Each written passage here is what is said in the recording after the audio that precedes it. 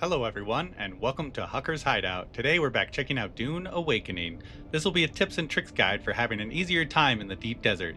If you'd like to try Dune Awakening for yourself, there's a link in the description below. Now please sit back, relax, and enjoy as we get into some more tips and tricks about the deep desert. Alright, and our first little tip here for the deep desert is if you're in one of these little scary zones, you're getting attacked on all sides. It feels like you have nothing left, you want to loot stuff, but you're dying. There's nothing you can do. If you die and you go down like this, don't worry, you can revive, but you can also, if you die, don't be too afraid because I am going to show you our backpack actually gets dropped in this PvP zone. And then if you do not have a local respawn location, there's really nowhere for you to respawn except for go back to Haga Basin. And if you want to respawn in Haga Basin, you lose all the items on your character. And so it's kind of scary. Sometimes it's a good idea to leave a vehicle to respawn from just outside somewhere. But if you don't have that, and you lost your vehicle, someone blew up your ornithopter or something, and you're stuck in the desert, and there's no way to get home, what I would recommend doing is respawning at the local entry point. And that's kind of wherever you enter the desert, and you enter right at the desert. No problem at all. And what I'd go do is go and find like a little corner to kind of hide in. And take off all of your gear. You can see what we lost. We lost our money and kind of all the random items we picked up, but we keep like darts and kind of that stuff and our whole inventory when we die, so we're not too worried. But yeah, what I would do is come over here into one of these corners and take off your clothes. Just like that. And what you're going to want to do is try and get sunstroke from the sun once the sun comes up, and try and just dehydrate basically over in like the corner over here.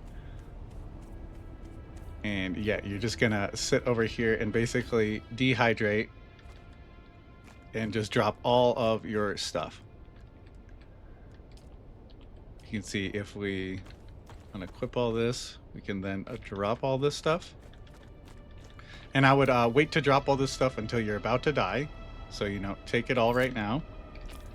And, oh gosh, of course I put it all on me. But I would hold it in your inventory until you are about to die.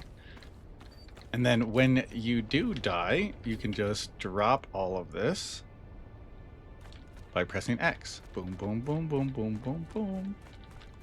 Easy peasy. And then you die, let's say. And then what you're going to want to do is respawn back at your vehicle.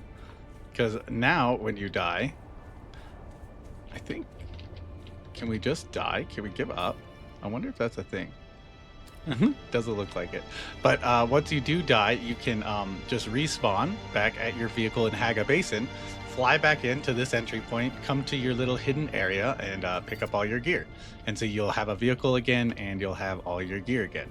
I'm not going to wait to die. It kind of takes a little while. It's definitely not the fastest process ever, but it's I think it's worthwhile for sure, because it definitely it'll just it'll make it so that you don't lose everything. Because basically, if you don't have a vehicle like this and you die out here, you kind of have to respawn back at home, because you can't fly through the border. You can't like walk through the border. You have to have an aerial vehicle.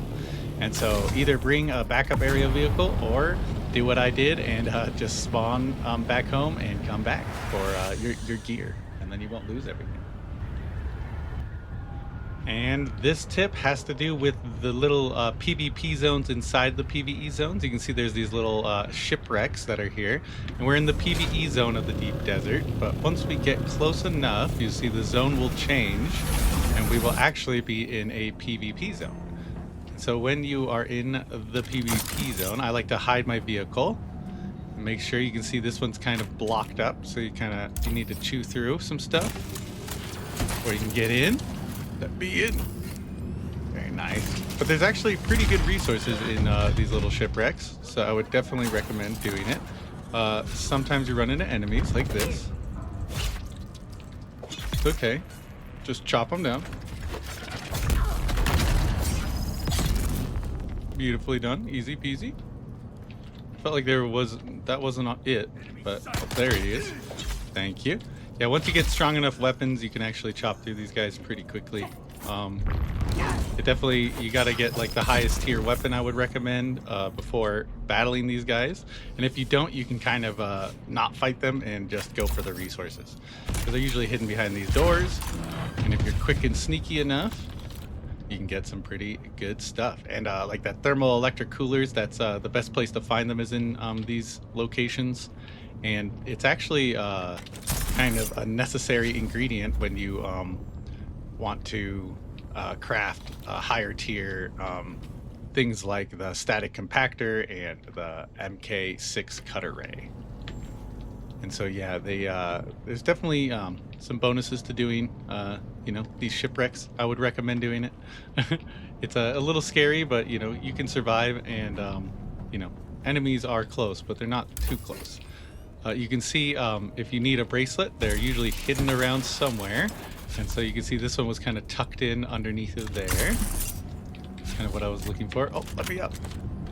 And I'm going to leave my shield on just in case a player comes along, because that would not be good. Oh, here we are. Oops.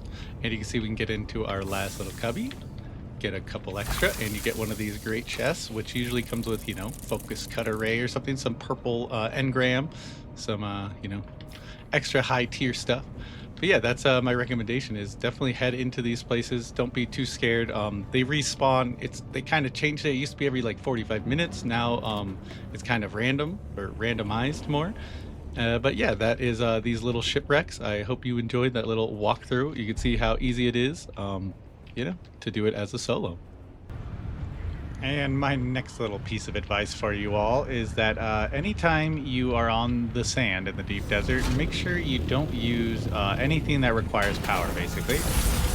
So you don't want to be using, your suspensor belt, this, or your shield, this, because as you can see, the worm gets mad. You can see how mad he gets based on, what you're doing.